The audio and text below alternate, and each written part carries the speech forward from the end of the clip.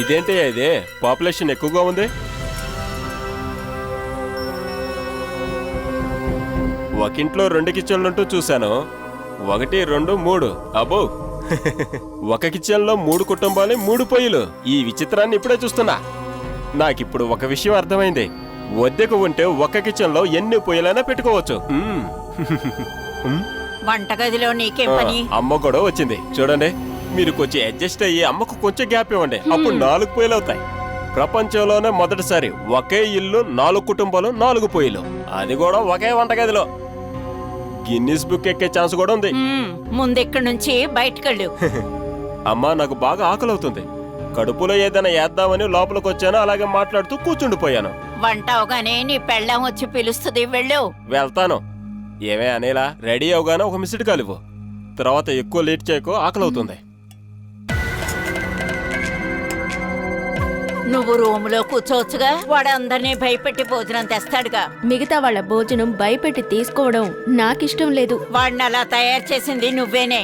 అసలు వాడికి మంత్రం వేసావు నువ్వు. ఇక్కడి నుంచి వెళ్ళిన తర్వాత లోపలున్న విషం కాస్త తగ్గింది.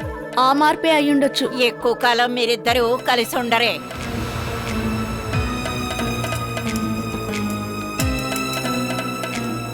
నువ్వెందుకు కష్టపడతావు, నేను చేస్తానులే.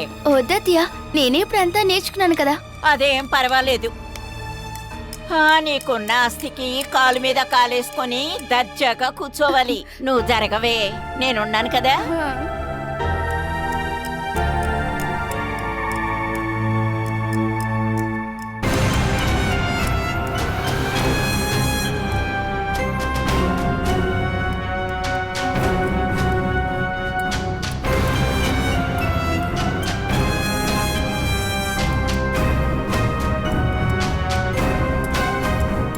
ఓసారి జరిగి నుంచోవే. నువ్వేంటే ఇక్కడ సూపర్వైజరా? నేనే చేసేస్తాను అత్తయ్య. ఓ, మేడం అమ్మని పంతించుకుంటున్నారా? నేనే చేస్తానని చెప్పాను. మీకు ఏమాత్రం గొడవ పడడం, డబ్బులు లాక్కోవడం తప్ప ఇంకేం చేయడం వచ్చు? బాలా, నీకు ఇక్కడ ఏమైనా సమస్య ఉందా? ఏ, నువ్వు ఇక్కడ ఏం చేస్తున్నావే? జరిగి నుంచో. ఇంకా నా భార్య వంట చేసిన తర్వాత నువ్వు ఇక్కడ నరుక్కో, వండుకో, ఏదో ఒకటి చేసుకో, కానీ అంతవరకు సైలెంట్ గా ఉండు. అయితే ఇక్కడ ఎవరు వండుకొని తినకూడదా? తను వండి తిన్న తర్వాత మీరందరూ వండుకుంటే చాలు, అర్థమైందా? ఏయ్, చెప్పిన మాట వినలేదనుకో, ఇక్కడ ఉన్న నీ వస్తువులు మొత్తం తీసి బయట పారేస్తాను.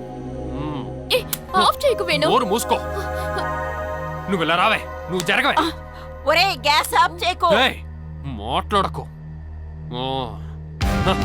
బాలా, నువ్వు టైం తీసుకుని వండితే చాలు. ఇందులో ఏ ఒక్కరైనా నీకు సమస్య సృష్టించారనుకో, నువ్వు తినగా నాతో చెప్పు, నేను వాళ్ళకి సమాధానం చెప్తాను, అర్థమైందా? ఏంటి నువ్వేంటి అలా చూస్తున్నావు? మర్యాదగా ఉండాలి, లేదంటే నీ మెడ పట్టుకుని ఇంట్లో నుంచి బయటికి తరివేస్తాను. నువ్వేట మా వేళ్ల గుంపులో మధ్యలో నుంచునున్నావు. బయలుదేరా. భోజనం అయ్యాక వేళ్ళే వచ్చి పిలుస్తారు, అప్పుడు వస్తే చాలు. ఇప్పుడు పో. వెళ్ళమని చెప్పాను, వెళ్ళవే.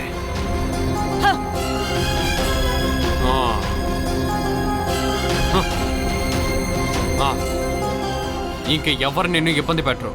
నువ్వు వెళ్ళి ప్రశాంతంగా వంట వండుకో.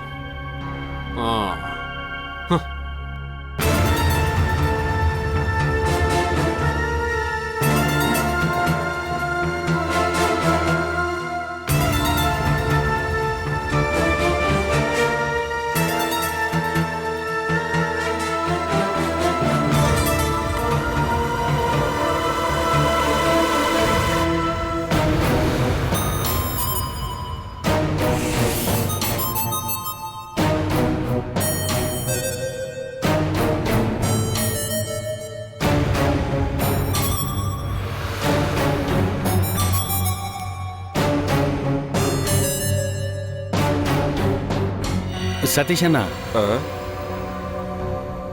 వేణు అన్నని భయపెట్టడానికి బదులుగా మనం ఇలా పట్టించుకోకపోవడం ఇద్దరికీ డేంజరే. నువ్వు వదిలిపెట్టకురా. నువ్వు వెళ్ళి వాడు ఎదురు నుంచో, తర్వాత వాడి మెడ పట్టుకుని బయటికి గంటే. నీ వల్ల అవుతుందా? నువ్వు నాతో పాటే ఉంటే నేను చూసుకుంటా. నేనుంటాను. ఆ తర్వాత మన ఇద్దరం కలిసి వాడిని ఇక్కడి నుంచి బయటికి పంపిద్దాం. కానీ అమ్మ నీ పేరు మీద రాసిన ఈ ఇంటిని నువ్వు నా పేరు మీద రాయాలి. అదెలా కరెక్ట్గా ఉంటుంది? నీ కోటీశ్వరాలైన పెళ్ళం ఉంది కదా, ఈ చిన్న ఇల్లు నువ్వేం చేసుకుంటావురా? అదే నా పేరులో ఉందనుకో, ఏదో ఒక టూరిస్ట్ని తీసుకొచ్చి వాళ్ళకు భోజనం పెట్టుకొని అలాగే నేను డబ్బులు సంపాదించుకుంటాను. ఏమంటావు? అవన్నీ తర్వాత జరిగే విషయాలేగా. ముందు మనం ఈ కొత్త శత్రువుని ఎదుర్కోవాలి. రేయ్, వేణు నాకు శత్రువే కాదురా. వేణువే కాదు, ఎవ్వరూ నాకు శత్రువులు కాదు.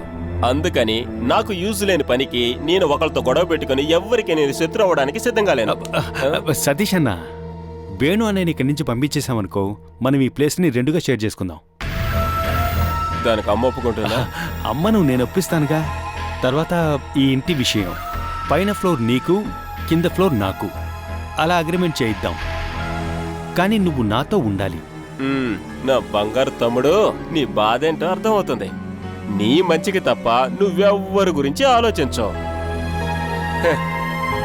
దానికోసం నువ్వు ఇలాంటి అగ్రిమెంట్ చాలా చేస్తావని తెలుసు. ఎన్నో మాటలు నాతో చెప్పావు, కానీ ఏదీ జరగదు. అందుకని నీ మాటలు నమ్మి నేను ఏ పనిలో కూడా తలదొరచనురా. సతీష్ అన్నయ్య, అన్నయ్య, సతీష్ అన్నయ్య, ఏంట్రా నీ గోల? అదేంటన్నయ్య కొంచెం కూడా మనసాక్షి లేకుండా మాట్లాడతావు? మనస్సాక్షి లేనిది నీకురా. మొదట్లో మన ముగ్గురి గ్లాసులో మందు పోషిస్తున్నప్పుడు అమ్మ ఒకటి చెప్పేది, ఈ మందు నీళ్లలాగా మీ ముగ్గురు ఒకటిగా ఉండాలని చెప్పి. మన ముగ్గురం కూడా ఒకే ఇంట్లో కలిసి కాపురం చేయాలని. ఆ రోజేదో మందు తాకి మంచి కిక్కులో ఉండటం వల్ల తప్పుగా అర్థం చేసుకున్నా. నేను ఈ మందు మానేసి మారిన తర్వాత అప్పుడు అమ్మ చెప్పిన అర్థం ఇది కాదని నాకు అర్థమయ్యింది. ఏరా, మన ముగ్గురం ఒకే మాట మీద నిలబడి కాపురాలు చేసుకోవాలని ఆ రోజు అమ్మ చెప్పింది. అలా కలిసి ఉండాలన్న ఆలోచన నాకో నీకో వేణుకో ఉందారా? లేదురా. మన అన్నదమ్ముల ప్రేమ పోయింది. ఇప్పుడు ఒకరిని నెట్టేశాం, తర్వాత ఇంకొకరిని నెట్టేయాలన్న ఆలోచనలోనే మనం ఉన్నాం. కానీ ముఖ్యంగా నువ్వు మాత్రం అదే ఆలోచిస్తున్నావు. అందుకని ఇకపైన నీకు సపోర్ట్ చేస్తూ నేను ఉండను. సతీష్ అన్నయ్య,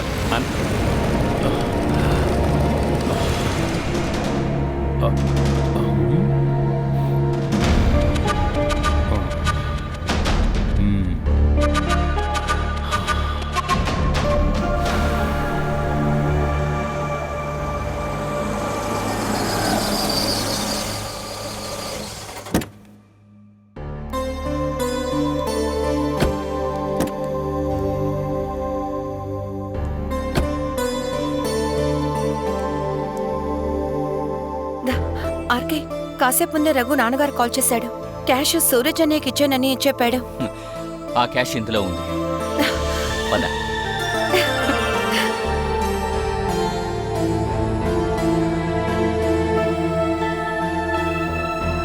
మీకు ఇమ్మని చెప్పి సూరజ్ నాకు ఈ పెట్టిచ్చాడు.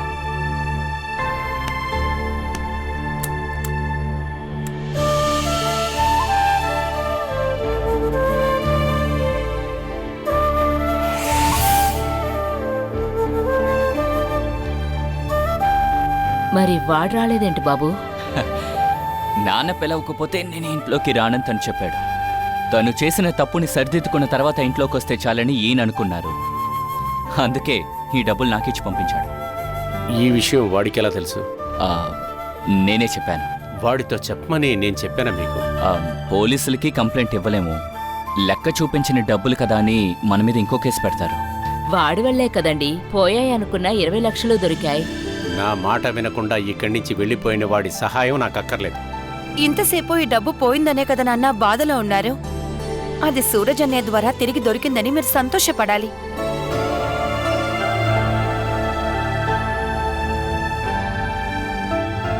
దీని ద్వారా ఒక విషయం అర్థమైంది. మీరు తనని శత్రువుగా భావించినప్పటికీ తను మాత్రం మిమ్మల్ని ఇంకా ప్రేమిస్తూనే ఉన్నాడు. నేను ఈ విషయం చెప్పిన తర్వాత తను పట్టించుకోకుండా ఉండొచ్చుగా, కానీ అలా చేయలేదు. ఏం చేశాడంటే మిమ్మల్ని మోసం చేసిన వాణ్ణి వెతికి మరి కనిపెట్టి ఈ డబ్బులు తీసుకొచ్చాడు. ఇది తన గొప్పతనం ఏం కాదు, తన బాధ్యత. అదే వాడు చేశాడు. దీనికి బదులుగా తను చేసిన తప్పుల్ని కాదని ఇంటికి తీసుకురమ్మని చెప్పట్లేదు. ఎప్పుడైనా మీరు ఒంటరిగా ఉన్నప్పుడు తన గురించి ఒక్కసారి అనుకుంటే చాలు. సూరజ్ అన్నయ్యకి మీ మీద ఎటువంటి కోపం లేదని అర్థమైందా నాన్న? మీ కోపాన్నంతా మర్చిపోయి సూరజ్ అన్నయ్యని పిలవండి. ఒక థ్యాంక్స్ చెప్పడానికైనా.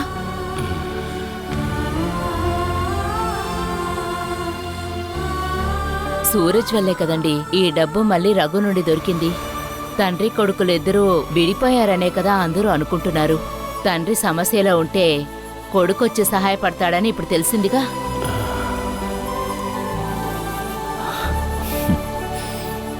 నాన్న, మీరు అన్నయ్యని ఊరికే పిలిస్తేనే చాలు.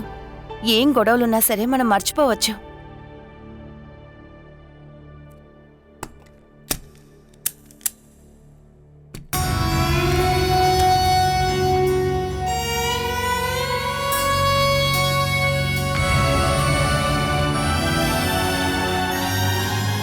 మనసు రాయి చేసుకోనున్నాడాయన. ఏదో ఒక రోజు ఆ రాయి కూడా పూర్తిగా కరిగిపోతుంది. అప్పటి వరకు ఎదురు చూడాల్సిందే.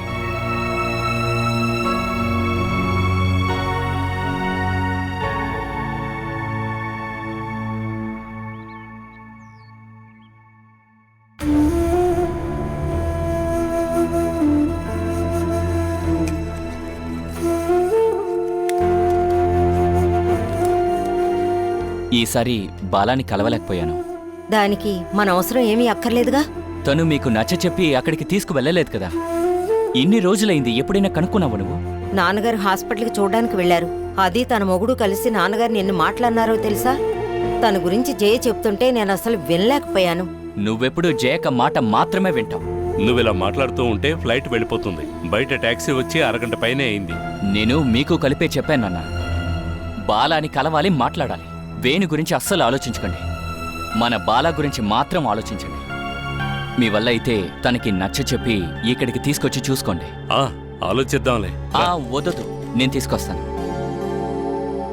నేను బావతో అన్ని విషయాలు చెప్పాను. ఈసారి నేను ఇక్కడికి వచ్చినప్పుడు పెళ్లి ఏర్పాట్లు మొత్తం దయచేసి చూడండి. నాన్న, మీకు కలిపే చెప్పాను. మనం బయలుదేరాక మాట్లాడుకోవచ్చుగా. మాట్లాడాక బయలుదేరచ్చుగా. మనం వాళ్ళతో కట్నం కావాలని అస్సలు అడగదు నాన్న. అవన్నీ ముందే చెప్తే బాగుంటుంది కదా. ఇప్పుడు పెళ్లి దగ్గర పడుతున్నప్పుడు చెప్పడం అంత పద్ధతి కాదు. అబ్బా, అందుకే మాట్లాడొద్దని చెప్తున్నాను. దివ్య ఇంట్లో వాళ్ళు ఏమివ్వాలనుకుంటున్నారో అది చాలు నాకు. నేను పెళ్లి చేసుకోవడం మీ ఇద్దరి తృప్తి కోసం కాదు, నా కోసం. నేను దేంట్లోనూ తలదూర్చను. అంతా నీ ఇష్ట ప్రకారమే జరగని. ఏ విషయమైనా సరే అటు ఇటు కాకుండా మాట్లాడటం నాకు అస్సలు నచ్చలేదు నాన్న. మీకిష్టం లేకపోయినా నేను గల్ఫ్లో కూర్చుని ఇక్కడ పనులన్నీ చేయగలనా? ఏమేం చేయాలో నువ్వు చెప్తే చాలు. అవన్నీ నేను ఏర్పాటు చేస్తాను కదా. అది చాలా చాలు. నేను ఏదైతే చేయమంటున్నానో అది చెయ్యండి. నాన్నగారికి అనవసరంగా కోపం తెప్పించకు. నాన్న కోపంగా ఉన్నాడని ఎవరు చెప్పారమ్మా? నాన్నని ఒకసారి చూడు, అసలు ఆయన మొహంలో ఏదైనా తేడా ఉందా? ఏం చెప్పినా ఈ రియాక్షన్ మాత్రం మారదు. ఎప్పుడు ఇలాగే కదమ్మా ఉంటారు. నీకు ఆయనలో ఉన్న ప్రేమ అర్థం కాదు హరి. అసలు ప్రేమ ఉన్నా, సంతోషం ఉన్నా, లేదంటే ద్వేషం, చిరాకు, కోపం ఇవన్నీ ఉన్నా అస్సలు బయట చూపించకుండా లోపలే దాచుకునే టాలెంట్ ఈయనకి మాత్రమే ఉంది.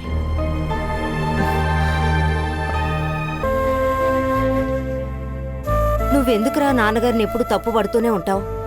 కొన్నిసార్లు ఆయన చేసే పనికి ఇలాగే మాటలొస్తాయి. ఆయన్ని కష్టపడమని చెప్తున్నానా, లేకపోతే ఈ ఇంటి కోసం రూపాయినా ఖర్చు పెట్టమని చెప్తున్నానా? నేను నాన్నగా ఆయనకి బాధ్యతలున్నాయిగా, అవి చేయాలి కదా.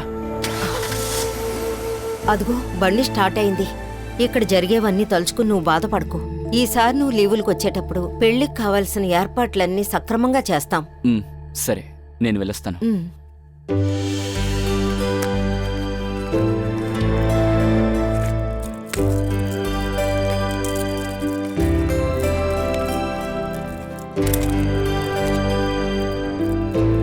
జాగ్రత్త.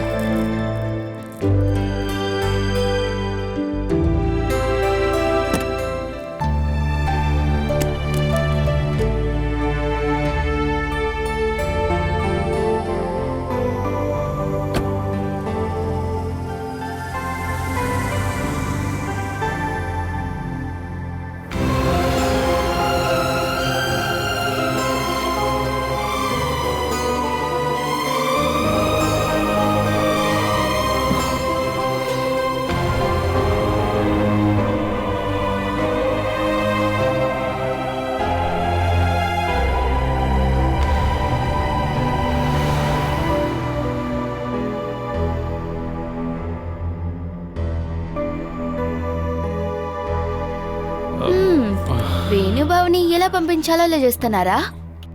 ఇలాగే ఎన్ని రోజులని ఉండగలం? ఇంటిని స్థలాన్ని ఇష్టంతో అమ్మ నా పేరు మీద రాసింది. అమ్మ గొంతు మీద కత్తి పెట్టి వేణు అన్న ఈ ఇల్లు నా పేరు మీద రాయాలని చెప్తే ఆ అమ్మ ఒప్పుకుంటుంది. అదే ఇప్పుడు నాకున్న భయం. అలా జరగటానికి ముందే ఈ ఇంటి మీ పేరు మీద రిజిస్ట్రేషన్ చేసుకోవాలి.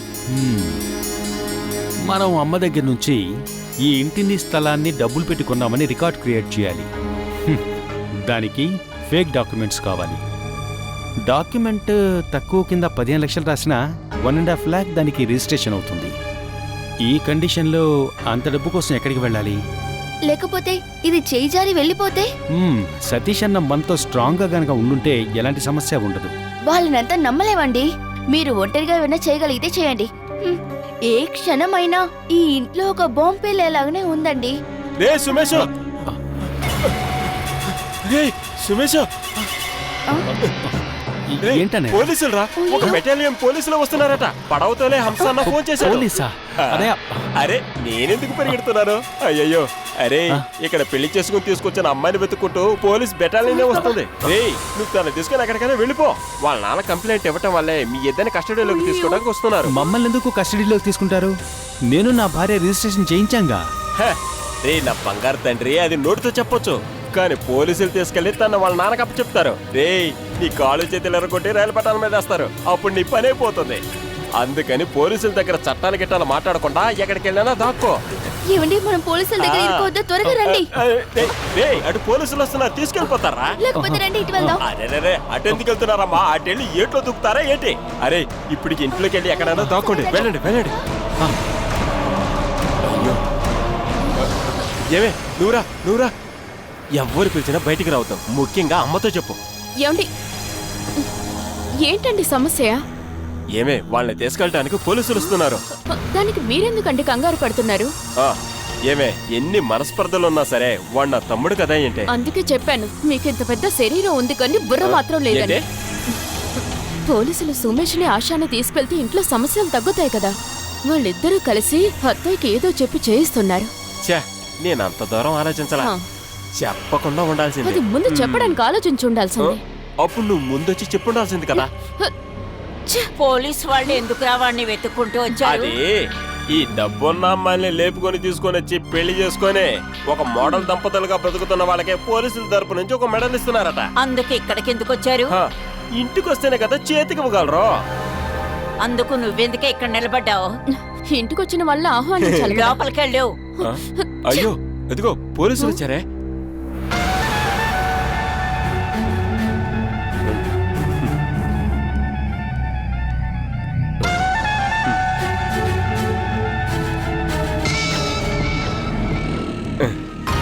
నమస్తే సార్. ఇక్కడ ఒక వ్యక్తి మీద కంప్లైంట్ ఇచ్చారు, కస్టడీలోకి తీసుకుంటానికి వచ్చాం.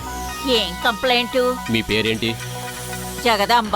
ఇంటికి యజమానురాలు. మీ అబ్బాయి పెళ్లి చేసుకొచ్చిన అమ్మాయి మీద కంప్లైంట్ ఇచ్చారు. ఎవరు అఖిల? ఎవరు? ఏమే, ఇదేంటి కొత్త కథలా ఉంది? నీ మీద ఎవరే కంప్లైంట్ ఇచ్చింది? చెప్పేది వినపట్టలేదా? ఎవరది? సార్ అది ఇదే సార్, ఇదే. అయ్యో నేను ఏ తప్పు చేయలేదు సార్. సిటీలో ఉన్న ఏ స్టార్ రెడీమేడ్ కంపెనీలో ఎంతకాలంగా పనిచేస్తున్నారు? సార్ నేను ఏమే, నాకు తెలియకుండా ఎలాంటి పనులు కూడా చేస్తున్నావా? అయ్యో మీరు కూడా ఏంటండి? నేను మాట్లాడతాను. సార్ తన నా భార్య. తనకు పెళ్ళైన తర్వాత బయటికి వెళ్ళింది 2 వారాల ముందు 3 రోజులు మాత్రమే. లేదు సార్, మీరు అడ్రస్ మారి వచ్చినట్టున్నారు. అఖిల అన్న పేరుతో ఇంకెవరైనా ఉన్నారా? సార్ మీరు అఖిల అని అడిగారా, అనిల అని అడిగారా? అఖిల. సార్ ఇది అనిల. నాకు అనిల అనిపించింది, అందుకే మిస్టేక్ అయింది. ఆ పేరు గల వాళ్ళు ఎవరు లేరు. ఏ స్టార్ అనే కంపెనీలో అకౌంటెంట్ గా పనిచేస్తున్న అఖిల అనే వ్యక్తిని వెతుకుంటూ మేము ఇక్కడికి వచ్చాం.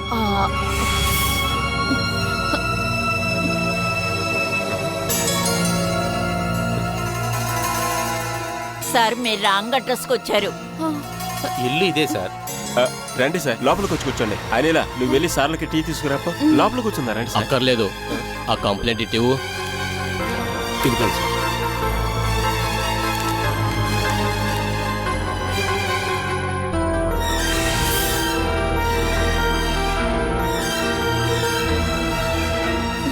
బాలా, నువ్వు సిటీలో ఏ స్టార్ అనే కంపెనీలో నువ్వేమన్నా పనిచేసావా? అవును. ఆ కంపెనీలో అకౌంటెంట్గా పనిచేసావా? ఇవన్నీ మీకెలా తెలుసు? అది ఆ కంపెనీలో అకౌంటెంట్గా పనిచేసిన అఖిల అనే అమ్మాయిని వెతుక్కుంటూ పోలీసులు వచ్చారు ఇక్కడికి. తిను నా భార్య. పోలీస్ కస్టడీలో తీసేంత తిను ఏం తప్పు చేసిందో నాకు తెలియాలి కదా. అసలు పేరు దాచిపెట్టి వేరే పేరు మీద ఉద్యోగంలో చేరింది. పేరు మోసడి, ఇంకా అబద్ధం. ముఖ్యమైన కేసు డబ్బు దొంగతనం.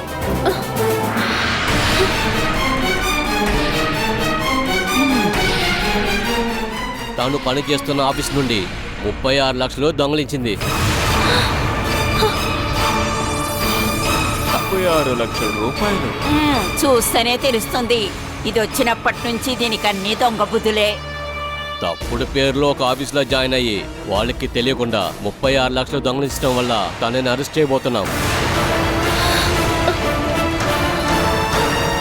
సార్